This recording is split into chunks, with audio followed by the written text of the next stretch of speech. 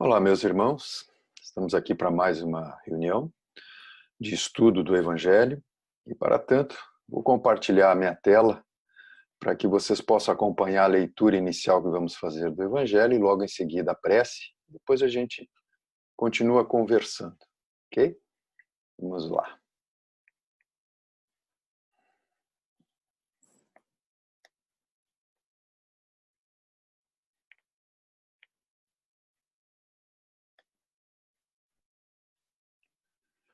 Então é isso. Caiu no capítulo 11, amar o próximo como a si mesmo. O amor resume a doutrina de Jesus toda inteira, visto que esse é o sentimento por excelência, e os sentimentos são os instintos elevados à altura do progresso feito. Em sua origem, o homem só tem instintos. Quando mais avançado e corrompido, só tem sensações. Quando instruído e depurado, tem sentimentos. E o ponto delicado do sentimento é o amor. Não o amor no sentido vulgar do termo, mas esse sol interior que condensa e reúne em seu ardente foco todas as aspirações e todas as revelações sobre-humanas. A lei de amor substitui a personalidade pela fusão dos seres.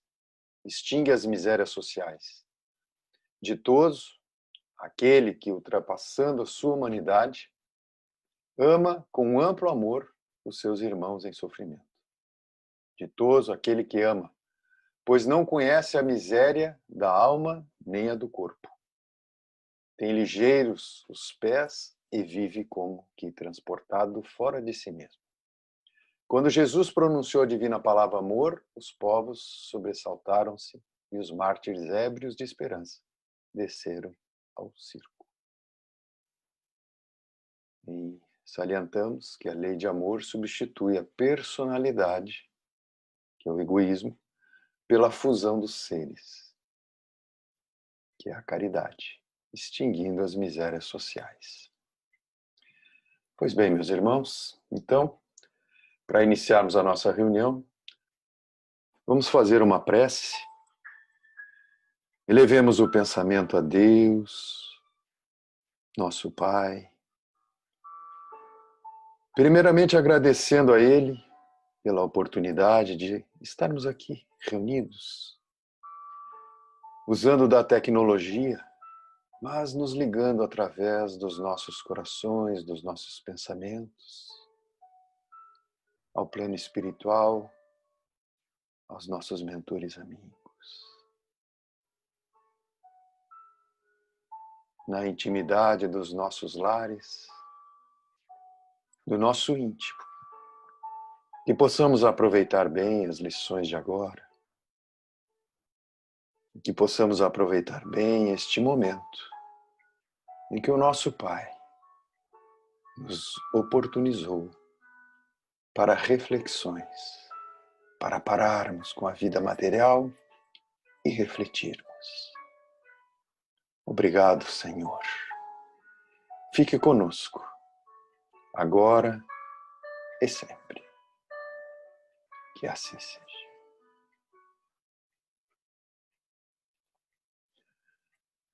Pois bem, meus irmãos, hoje o assunto que nos cabe para estudarmos também do Evangelho, do capítulo 17, o homem de bem. E seguimos com este exemplo, Jesus. Jesus passou pelo mundo fazendo bem. Desde quando era jovem, ainda pouco crescido, mas com um entendimento muito forte sobre as leis naturais, ele já fazia o bem. Esse é o verdadeiro homem de bem que nós temos como exemplo, né? O legado que ele nos deixou. Mas no Evangelho, lá, segundo o Espiritismo, nesse capítulo, tem o item 3, que fala que o verdadeiro homem de bem é aquele que cumpre a lei de justiça, de amor e de caridade, na sua maior pureza. Esse é o verdadeiro homem de bem. E é importante a gente entender essa frase e se aprofundar nela. Primeiro, a gente gostaria até de de se auto-perguntar, né? Se a gente se considera uma pessoa do bem, ou melhor, o que é ser uma pessoa do bem, né? A gente precisa entender melhor isso. O que Jesus está querendo nos dizer? O que o Evangelho está querendo nos dizer? A gente já sabe que ser homem de bem é um grande desafio. A gente conhece alguns expoentes. Está ali Allan Kardec, Jesus, Bezerra de Menezes, Chico Xavier, Irmã Dulce. Realmente é um grande desafio. É um grande desafio porque a gente está desafiando uma natureza, a nossa própria natureza. A gente está se enfrentando. Sim, porque naturalmente nascemos simples e ignorantes. Deus não quis que a gente nascesse perfeito. Deus nos deu um corpo, um espírito e um corpo. E aí ele disse: você vai caminhar pelas suas próprias pernas. Vai levar sua mochila, vai levar o seu cajado. Você vai se utilizar da sua própria inteligência. Mas ele não falou só isso. Ele nos deu metas. Ele deu uma meta a cumprir. Nascemos, sim, simples e ignorantes. Mas hoje já alcançamos o patamar de simples e ignorantes, mas espíritos imperfeitos ainda, que ainda não conseguiram entender na sua totalidade as leis naturais. Mas temos um caminho, temos que nos tornar bons, e a grande maioria de nós, a grande maioria, já é bom na seu maior tempo. Já traz a bondade em seu coração e em suas atitudes. Mas ainda temos que buscar sermos espíritos puros. Essa, na verdade, é o caminho da lei do progresso, que vai nos levar, certamente, à perfeição. Isso, Kardec, lá no Livro dos Espíritos, na questão 779, intrigado também com essa marcha para o progresso, né? Ele pergunta aos espíritos se essa força para progredir o homem traz em si mesmo, ou o progresso é apenas fruto de um ensinamento. Quer dizer, o homem vai progredir à medida que vão ensinando a ele, ou ele traz dentro dele essa força, essa energia, essa vontade de querer elevar-se. Pois bem, os espíritos nos dizem que o homem se desenvolve por si mesmo, naturalmente. Mas nem todos progridem simultaneamente e do mesmo modo. Cada um tem o seu tempo. Cada um vai entender os ensinamentos da sua forma, vai aproveitar as experiências do seu jeito. Mas uma coisa é importante, que dá-se então que os mais adiantados auxiliam o progresso dos outros por meio desse contato social, dessa convivência social que temos aqui. Então, somos criados simples e ignorantes, diferentes uns dos outros, entendemos a mensagem de forma diferente, agimos de formas diferentes. Mas todos nós caminhamos para o progresso, a evolução, a reforma íntima de todos nós. Bom, mas aí cabe mais uma pergunta. Kardec não se contenta só com essa pergunta, e também nós não podemos ficar só com isso. Tudo bem, entendemos a questão do homem de bem. Mas quais são os caracteres do homem do bem? Para ver se eu já não tenho eles, né? Então, lá no Livro dos Espíritos também, na questão 918, Kardec pergunta a eles: por que indícios se pode reconhecer em um homem o progresso real que lhe elevará o espírito na hierarquia espírita? Sim, porque existe uma hierarquia entre os espíritos, né? A gente tem um patamar e a gente vai se elevando espiritualmente.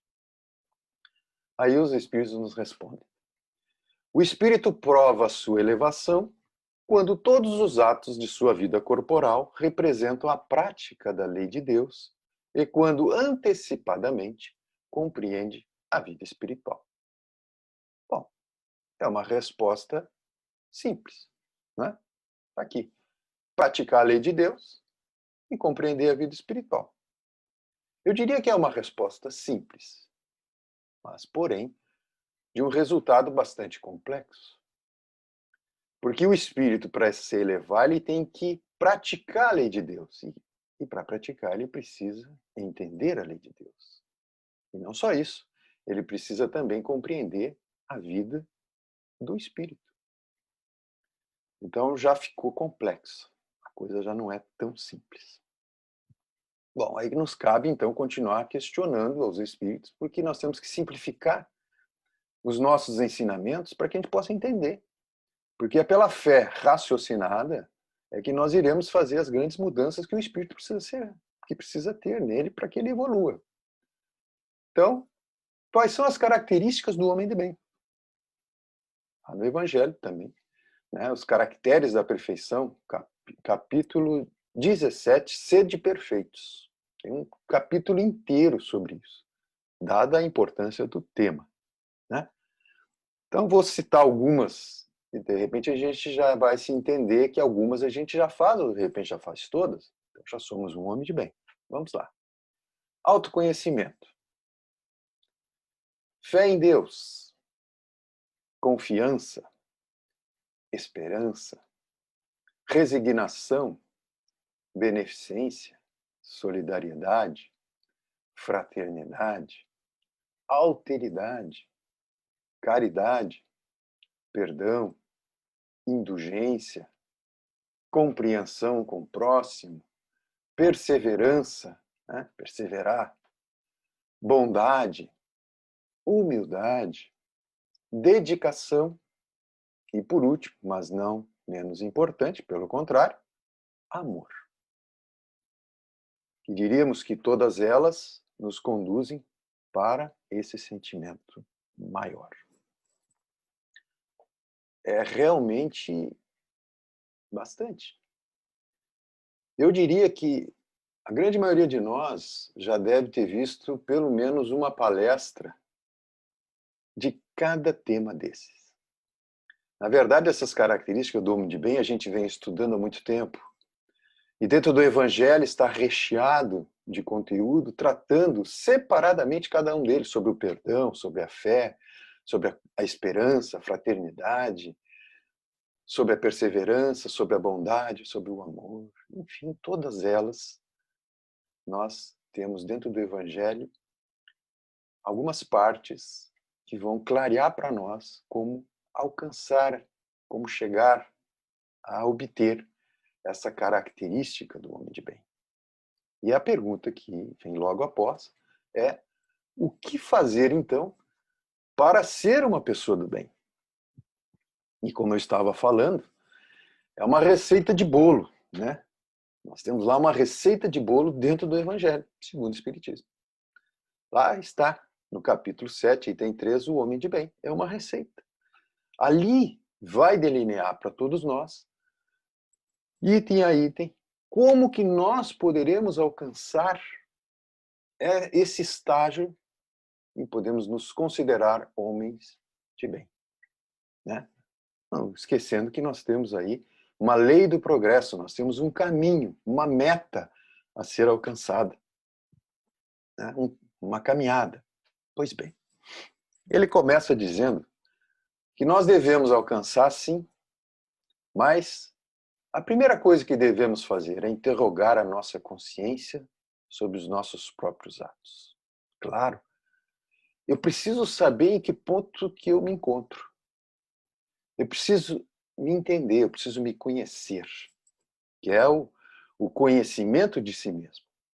Eu preciso saber o que eu tenho hoje em mim que eu posso considerar como eu já alcancei esse estágio do homem de bem e quais são os meus defeitos, quais são as minhas imperfeições, para que eu consiga modificá-las.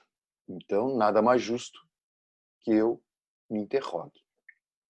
E dentro do próprio Evangelho, nós temos, inclusive no Livro dos Espíritos também, nós temos que Santo Agostinho nos traz lá na questão, como resposta na questão 919 de Kardec, que Kardec continua perguntando aos espíritos, ainda não totalmente satisfeito, porque ele entende e entendeu naquela época a nossa dificuldade de entender como caminhar para ser uma pessoa melhor. E aí ele pergunta aos espíritos e Santo Agostinho responde, né? Conhecemos toda a sabedoria desta máxima, né? Porém, a dificuldade está precisamente em cada um conhecer-se a si mesmo, né? O conhece-te a ti mesmo, a gente sabe. Então, qual o meio de conseguir? E aí que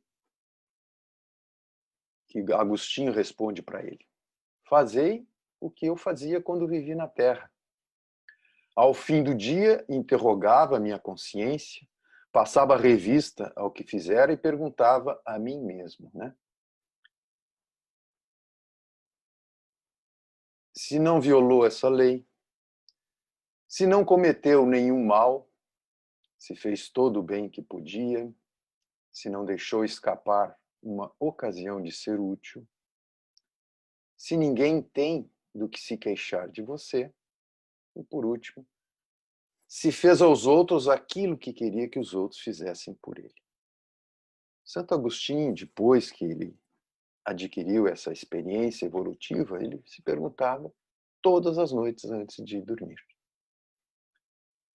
se ele violou a lei natural de Deus, se cometeu algum mal ou não, se fez todo o bem que podia, se não deixou escapar uma ocasião de ser útil, se ninguém tem que se queixar dele. Será que a gente já fez essas perguntas? É meio que resumido tudo assim. Será que eu fiz ao outro tudo aquilo que eu gostaria que ele tivesse feito a mim? Neste momento, ele rogava a Deus e ao seu anjo da guarda que o esclarecesse. Porque por muitas vezes a gente não entende. E a gente precisa desse amparo do nosso anjo guardião que está sempre conosco, nos auxiliando a entender. Mas ainda, depois de todas essas perguntas, ele ainda faz mais uma.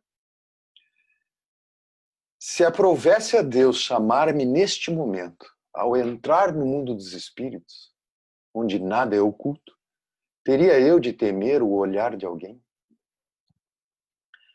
Então essa pergunta, que no meu entendimento, quer dizer para ti uma fórmula de como você pode saber se tu está fazendo as coisas certas ou erradas, é exatamente essa. Se você se despisse agora, neste momento, se você fosse realmente totalmente transparente, as pessoas te enxergassem o que tu pensa, o que tu sente, tu teria algo a temer a este olhar destas pessoas? Essa é a pergunta que a gente deve fazer para si mesmo todos os dias. E ser sincero consigo mesmo. Porque na medida que a gente vai se autoanalisando, a gente vai construindo um novo ser em nós.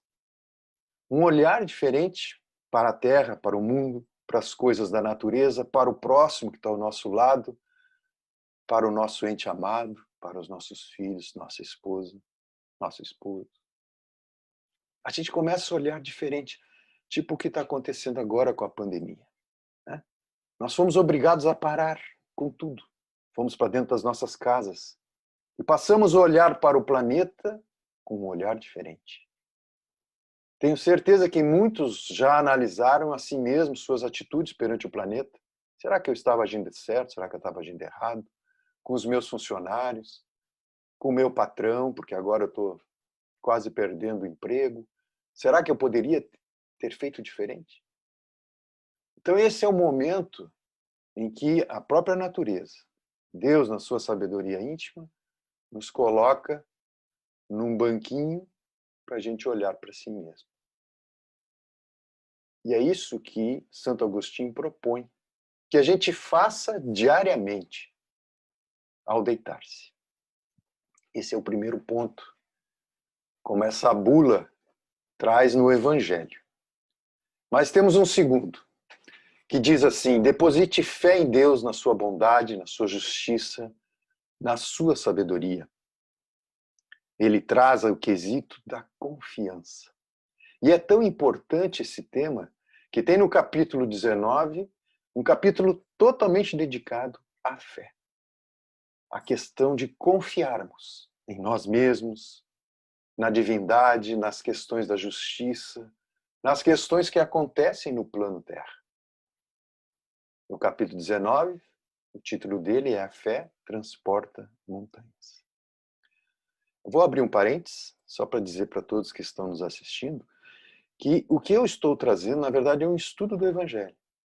Mas eu quero trazer para vocês também itens e ferramentas, aproveitando este momento, para que a gente possa se aprofundar no conteúdo dos temas que estamos trazendo. Como eu disse antes, todo tema que estamos tratando aqui, ele cabe em uma palestra só a ele. Todos os temas que estão dentro da reforma do homem se transformar num homem de bem. Então aqui mais um, confiança, fé. É um tema. Está lá no capítulo 19, a fé transporta montanhas. E outros mais, poder da fé, enfim, como a gente vai vendo aqui. Acrescente fé no futuro, colocando os bens espirituais acima dos bens temporais. Quais são os bens temporais? São os bens da terra, são os bens que vão passar, né? Isso nos traz um outro sentimento de esperança. A fé no futuro é a esperança de dias melhores. E Jesus nos traz a parábola de observar os pássaros dos céus. São Mateus traz em 6,19 exatamente o que Jesus nos diz: observai os pássaros do céu, porque eles não semeiam, não ceifam, não guardam celeiros, mas vosso Pai Celestial os alimenta. Aí ele pergunta: não sois muito mais do que eles? Então ele chama a nossa atenção, dizendo que não estamos desamparados. Pelo contrário, estamos sim amparados por Deus, conduzidos por Jesus. E em momentos difíceis, sim. E essa é a quarta questão. Aceita as vicissitudes da vida sem murmurar, entendendo-as como provas ou expiações. O que é isso? É a resignação. E lá no Evangelho nós temos no capítulo 5, bem-aventurados os aflitos. Traz lá a justiça das aflições, as causas atuais das aflições, as causas anteriores. Traz a questão do esquecimento do passado, o bendito esquecimento do passado. E traz principalmente os motivos para sermos resignados. Então, bem-aventurados os aflitos, nos dizia Jesus, pois que serão consolados. Jesus aponta a compensação que hão de ter os que sofrem e a resignação que leva aquele que sofre a bendizer do sofrimento, como prelúdio de cura. Então, o começo da sua própria cura é através do seu pensamento. É a sua resignação, é aceitar o seu destino. Aí começa a sua cura. Ele também nos traz sobre a questão da obediência e resignação. Que a obediência é um consentimento da razão. E a resignação é o consentimento do coração. Ambas são forças ativas, porque levam o fardo das provas que a revolta insensata deixa cair. Aquele irresignado, né? Aquele que não aceita o que está acontecendo com ele. Ele tem que entender, ou através da obediência, ou através da resignação, que tudo existe, tudo está interligado, tudo tem um motivo. E esse motivo, embora a gente não entenda ele hoje, ele é necessário, sim, para a nossa evolução, para o nosso progresso, que é o caminho que o homem tem que fazer para se tornar aquele homem de bem que nós estamos falando, né? Então está em Lázaro, também está lá no Evangelho, no capítulo 9, obediência e resignação. E o quinto passo que a nossa bula, ou que a nossa receita de bolo nos traz, né? Doe doses abundantes de caridade e de amor ao próximo, retribuindo o mal com o bem. Então, lá no capítulo 13 do Evangelho também traz. Não saiba a vossa mão esquerda o que dê a vossa mão direita. Fala sobre a caridade. Caridade material, caridade moral. Fala sobre a beneficência. E faça o bem pelo bem e tome a defesa do fraco contra o forte. Essa é a beneficência. Tem lá as instruções dos Espíritos, um item inteirinho falando sobre a beneficência. Eles dizem assim: a beneficência, meus amigos, dar-vos-á neste mundo os mais puros e suaves deleites, as alegrias do coração, que nem o remorso e nem a diferença perturbam. Olha que importante. Vamos lá. Pensemos nisso, meus irmãos. Vamos para o sexto passo. Pense nos outros antes de pensar em si, encontrando satisfação nos serviços que presta. Isso é solidariedade. Deixamos de ser egoístas, né? Vamos pensar nos outros. Vamos nos colocar no lugar dos outros. Lá no capítulo 20, fala sobre os trabalhadores da última hora, fala sobre os últimos serão os primeiros, fala sobre a missão dos espíritas, os obreiros do Senhor. Isso nos traz todo um patamar de conceitos que, com certeza, e como eles nos dizem, bem como dos deveres que a solidariedade fraterna impõe a todos os que gozam das vantagens da vida social. Então, pensemos. Pensemos nós, que estamos aqui sim, para aprendermos e também auxiliarmos. Como nós falamos no início. Estamos aqui aprendendo, mas também para auxiliar aqueles que têm menos, que ainda não têm o que nós temos.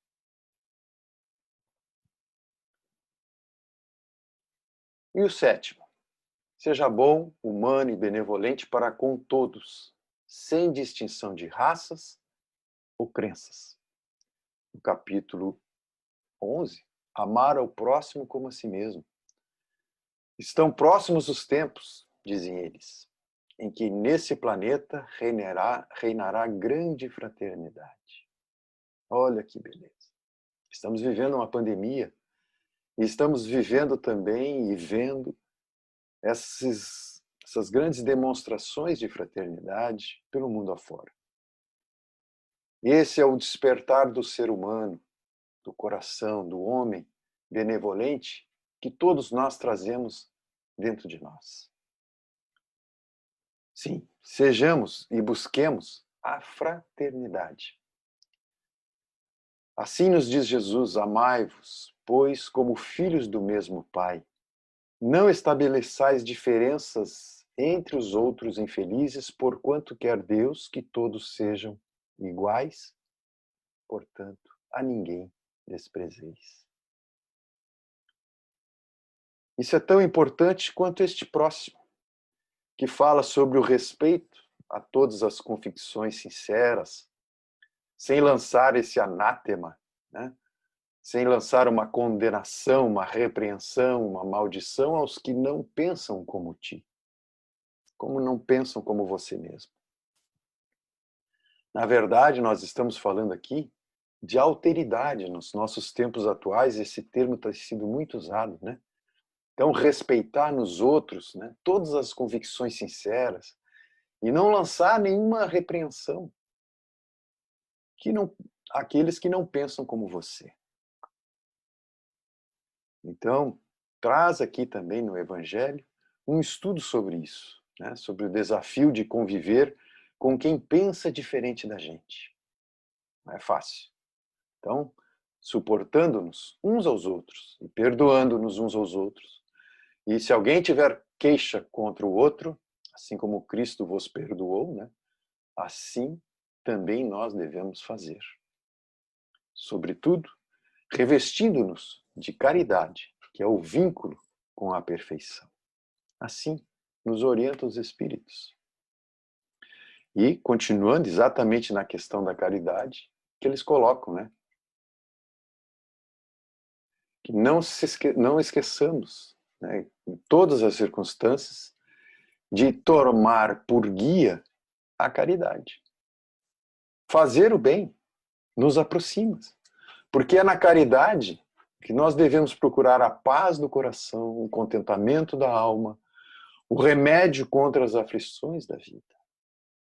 É aí, na caridade, que nós vamos exercitar o que já evoluímos para o homem de bem que somos. Então, a caridade, essa que consiste na esmola dada aos pobres, é a mais fácil de todas. Existe, porém, uma muito mais penosa e bem mais meritória, que é a de perdoar aqueles que Deus colocou no nosso caminho, para serem os instrumentos de nosso sofrimento e porem à prova a nossa paciência. Essa é a principal caridade. E essa está a todo momento nos chamando a atenção.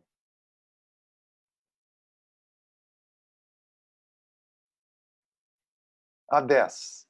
Perdoe e esqueça todas as ofensas, não alimentando ódio, rancor ou qualquer desejo de vingança. Na verdade, estamos falando aqui do perdão das ofensas. Também no Evangelho nós temos lá várias chamadas sobre o perdão, mas uma delas fala quantas vezes devemos perdoar o nosso irmão. Simão Pedro fez essa pergunta a Jesus. Será 7 vezes? E Jesus responde, não, mas 70 vezes 7 vezes. E por aí vai. O estudo sobre o perdão dá uma palestra só dele. Por isso que eu conclamo aos irmãos, peguem o Evangelho, vamos aprofundar os nossos conhecimentos. É a única forma de nós fazermos a reforma do nosso íntimo. Nos ouvir é uma forma de aprender também, mas a fixação do conhecimento vem pela prática do estudo, você estudar, e pela prática das ações, das atitudes mudadas de acordo com o estudo que você aprendeu. A teoria é muito boa, mas só a prática vai fazer com que realmente você se transforme. Ainda temos no 11, seja indulgente para com as fraquezas alheias, por também ser credor de indulgência. Nós precisamos de indulgência tanto quanto aqueles irmãos que estão ao nosso lado. E aí, lá no capítulo 17, itens 16 a 18, fala sobre os caracteres da perfeição e fala sobre essa questão. Atire-lhe a primeira pedra aquele que se achar sem pecado. Jesus demonstrou a indulgência. Naquele momento em que iriam apedrejar aquela senhora.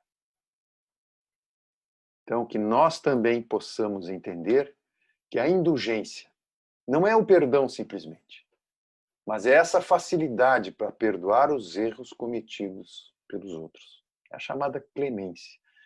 É assim a demonstração de perdão a um castigo, a uma pena, a uma ofensa. Isso é que está no dicionário. Realmente é isso. Mas é essa capacidade que nós temos de perdoar. Né?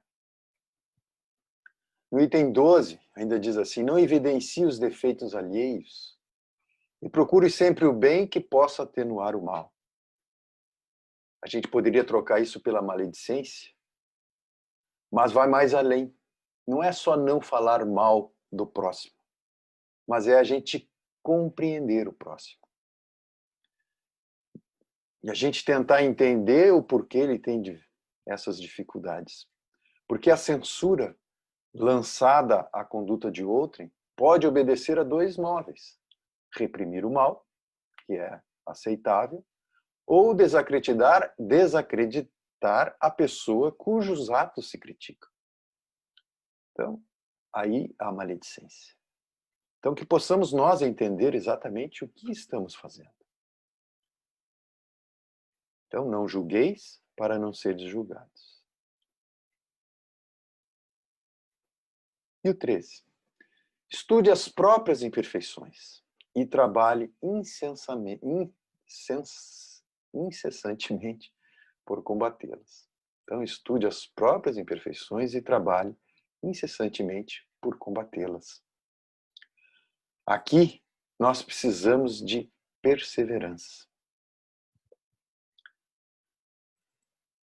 O Espiritismo é bem mais explícito, assim, porque ele diz que aquele que possui a virtude, determinada virtude, que ele adquiriu por seus esforços, em existências sucessivas, né, despojando-se pouco a pouco de suas imperfeições. Isso é um mérito que ele adquire. Então, essa graça é a força que Deus faculta ao homem de boa vontade para ele poder retirar dele o mal e só praticar o bem. Para isso, ele precisa perseverar. Entendendo o que ele tem de imperfeição, ele não vai conseguir mudar essas imperfeições da noite para o dia, porque a evolução não dá saltos. Mas ele, aos poucos, entre erros e acertos, entre buscar as coisas certas e se dispensar das coisas erradas, perseverando, ele vai se tornando cada vez uma pessoa melhor. E é por isso que ele diz assim: aproveite todas as ocasiões para fazer ressaltar o que seja proveitoso nos outros, porque isso também serve de exemplo para você. Além disso ser um sentimento de bondade para com os demais, ele também te auxilia a ver nos outros as coisas boas e você trazer isso para a tua própria existência. Então, que possamos aproveitar todos os momentos, mas não podemos esquecer deste aqui. Que não se envaideça pela riqueza ou vantagens pessoais. Sabedor de que são, tudo é empréstimo. Então que possamos nos manter humildes, porque a humildade é a primeira virtude e Jesus demonstrou isso quando lavou os pés dos seus apóstolos. Né? A humildade não está na pobreza, não está na indigência, na penúria, na necessidade, na nudez e muito menos na fome.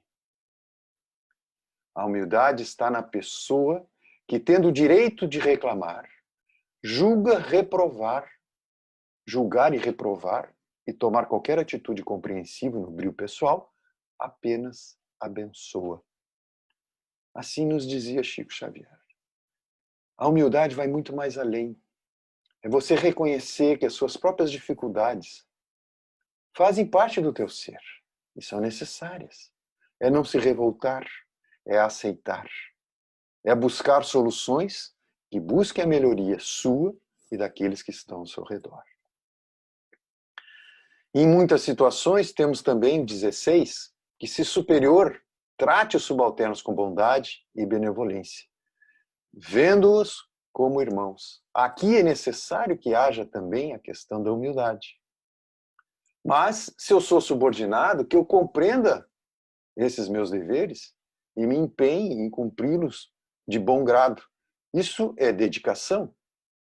Mas o importante é o que nos diz este conhecido de nós, Benjamin Franklin, que também era um grande pensador.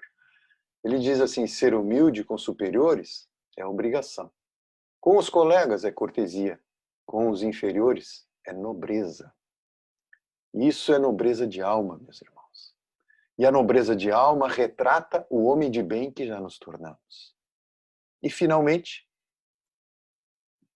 respeite todos os direitos que os seus semelhantes, que aos seus semelhantes dão as leis da natureza. O sumo sentimento do amor. A lei do amor. Amar o próximo como a si mesmo. Também no Evangelho tem um capítulo totalmente dedicado a ele, capítulo 11, que fala né, da lei do amor, fala do egoísmo, fala da fé, da caridade, todos eles voltados para o amor. Porque a lei do amor resume a doutrina de Jesus, toda ela. Visto que é esse o sentimento por excelência. E os sentimentos são os instintos elevados à altura do progresso feito. Porque, como nós vimos lá, o homem, na sua origem, só tinha instintos. Quanto mais avançado e corrompido, só tem sensações. Depois, quando instruído e depurado, tem sentimentos. E o ponto delicado do sentimento é o amor. E esse amor não é o amor no sentido vulgar do termo, mas esse sol interior que condensa e reúne em seu ardente foco todas as aspirações e as revelações sobre-humanas. Como bem lemos na abertura do nosso trabalho. E para encerrar a nossa receita de bolo, eles ainda nos dizem que estas não são todas as qualidades do homem de bem, mas quem se esforçar por possuí-las estará mais próximo das demais. Pois bem, meus irmãos, esse é o nosso estudo de hoje. Deixo na tela aqui para vocês verem a nossa bibliografia, mas tem muito mais, né? Na verdade, a gente foi citando outros também, André Luiz, enfim, mas está aí, para vocês aproveitarem durante este final de semana, dando os parabéns aí para todos, né? Que possam ocorrer realmente o entendimento daquilo que precisamos. Obrigado, meus irmãos. Encerrando o nosso trabalho, vamos fazer uma prece, então, para encerrarmos.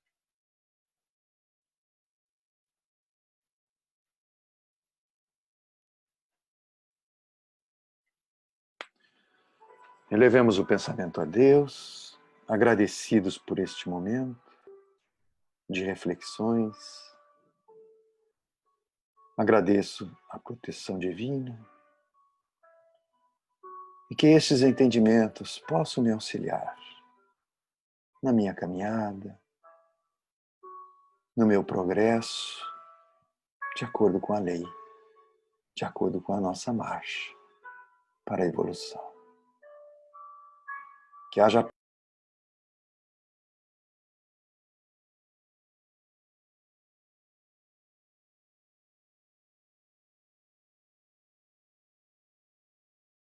fortes para conduzir aqueles irmãos que estão junto conosco e que ainda não conseguiram adquiri-lo. Porque só tem um jeito de todos evoluirmos. É que todos possamos caminhar juntos para o progresso da humanidade. Obrigado, Pai. Fica conosco, hoje e para todos sempre. Que assim seja.